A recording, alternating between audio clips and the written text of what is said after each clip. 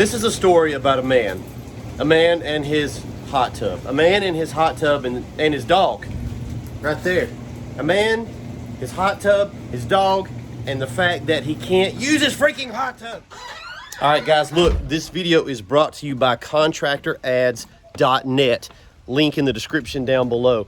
They're putting together some amazing digital marketing products. Very innovative, very cool stuff. It's something your customers aren't used to seeing too, so you're not hitting them with the same old lame posts on Facebook. Very unique. It's evergreen. You can use it forever. Very cool, very affordable too. So check out this. I'm gonna throw in a quick video of the one they put together for us. Check out the link. Go get you one. Thank me later. It's awesome. Softwash is the premier low-pressure house washing company from Roanoke to West Atlanta areas. Licensed and insured, we aim to please with professional technicians.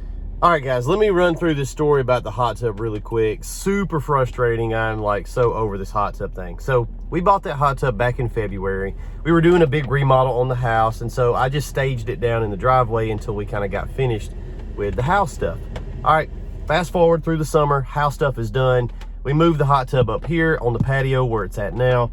And I didn't have a 220 outlet out there yet. Electrician was coming to put that up for me. In the meantime, the dog chewed the cord, messed that up. So now we've got a hot tub with a chewed up cord, and it's got algae in it because it's been sitting a while. And plus, I don't want to service this thing all the time. I just wanted somebody to come out, and do the chemical stuff to it so that we could just enjoy the thing. So all that stuff's on my mind. A couple weeks go by, and I'm riding through town, and I'm like, daggum, there's a hot tub guy. See a little van go by with hot tub all over the side. Sweet. I follow him, track him down, get a hold of him, and I say, hey man, I got a chewed up cord. It's a brand new unit, but needs a little bit of work, and I want to get on the monthly service if you do that. And he's like, yep, I can handle all that. We'll get you fixed up. Sweet. So I gave him my number. Everything's good to go. So couple weeks go by from that point, and he comes out, everything's great. He fixes my cord for me. At that time we had the outlet put up in the meantime, so we've got an outlet. He put me a new cord on, plugs it up, drains it, washes it out, just does a basic clean out, and everything's working except for my little remote control. So we had to get that fixed. It had kind of like unsynced itself from the hot tub. Got that fixed, and only thing left now is just getting the water, treated so that it's usable. There's bacteria and stuff in there. And he just falls off the grid. The dude just stops answering the phone. Now, he's done about 4 hours worth of work. He spent a little bit of money on, getting me a plug and wires and all that stuff. And I just can't get a hold of the guy. I said, hey, I got the cord fixed. I'm sorry, I got the remote fixed. When can you come back out and, actually do the chemical treatment so that we can use it? Wouldn't respond. Wait a couple days, wouldn't respond. Text him again, wouldn't respond. Call him, nothing. Said, hey, Emily, I can't get a hold of this guy. Call him tomorrow when we get to the shop. She called him from the landline at the shop, nothing. So about 2 weeks go by, and we sent him another text, maybe her phone, and he finally answered and was like, hey, what's up, dude? We're trying to get this hot tub figured out. Man, I've been so busy, man. I'll get out there. So you got the remote fixed? I'm like, yeah, we got the remote fixed. So now you can do your thing and get the chemicals right. And then, okay. So couple weeks go by from that point. We don't know if he's came or not because the hot tub just looks like it always looks. We can't tell if anybody's been here during the day while we were at work. So we sent him a text, a couple weeks, hey, have you been out to the house yet? Nothing. We'll wait 4 or 5 business days. I try not to pester the guy, but hey man, just checking in, have you gotten it fixed yet? No response. Like, okay, at this point it's been like a solid month of no activity from hot tub guy. So at this point, I just kind of forget about it. I'm just like, all right, I got too much going on. Well, the other night, it was cold outside, and I was thinking, wait a minute, I own a hot tub. Why am I not sitting in my hot tub? Because the dude will not come out and finish the job. So I texted him again. This was like last Thursday, and I said, hey, just checking in. It's been like a month. We want to get this hot tub operational now. Going all the way back to when we first started talking to the guy, it's been about 2.5 months. Been a month since the last time we talked, and all we're waiting on now is just the little chemical treatment process. No response. I was like, man, what's going on? Didn't say anything. Last night, I waited a full week. I texted him again. I said, hey, dude, we're going to suspend service with you. We're going to go with another company. We just can't. You're not communicating. I don't know what's going on. Well, guess what? 20 minutes later, bing, there's a text. He wants to respond to that one. Oh, I'm sorry, I've been really busy, blah, blah, blah. I was like, you know what? Don't worry about it. Send me an invoice for what you've done so far and I'll make sure you get paid. We're going to go with another company. So he just wrote back and said, no charge. I'm like, whatever, dude.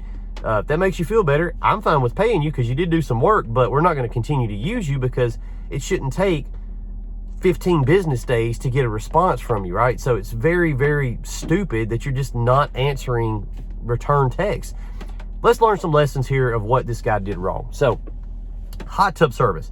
That's obviously a luxury service for, a client, a luxury thing. It's a hot tub.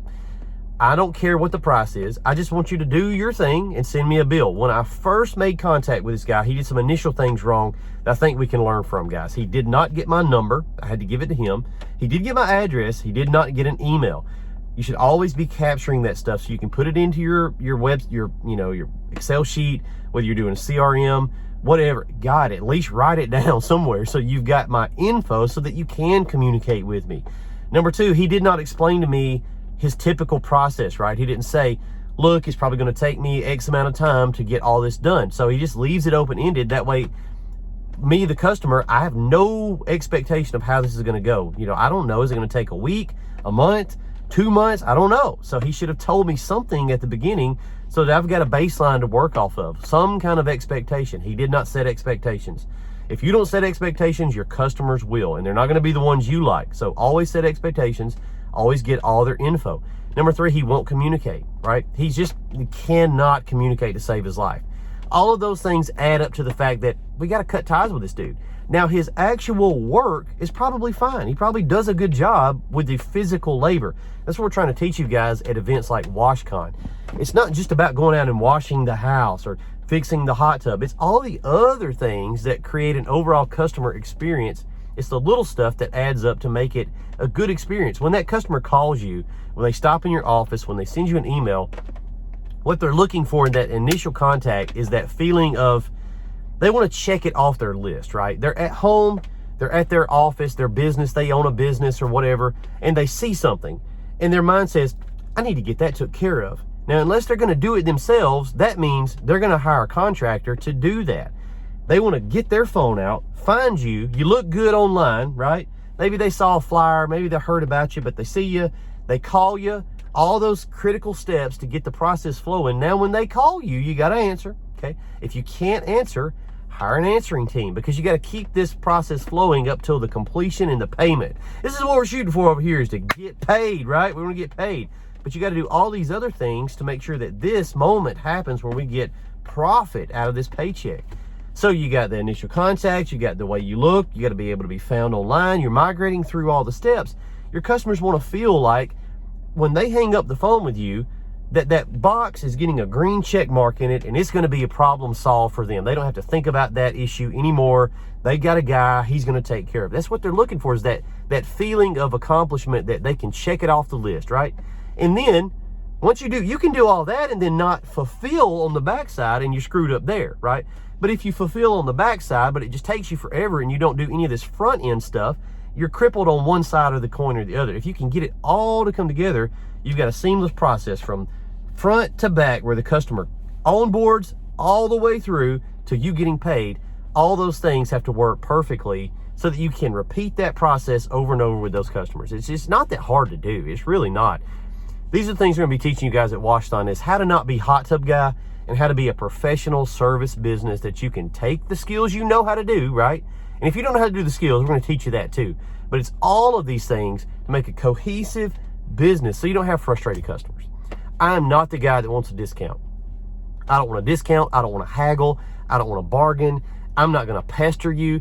Like, if you don't get back to me right away, it ain't a big deal to me because I understand it. But guys, the good news for us is most of the contractors are operating right here where he's at, right? This is just par for the course. So if you just elevate how you do things a smidge, just a little bit, you're going to stand out from the crowd so much. You're going to kill it out there. Hope you guys have a great week. We'll check in with you later. See ya.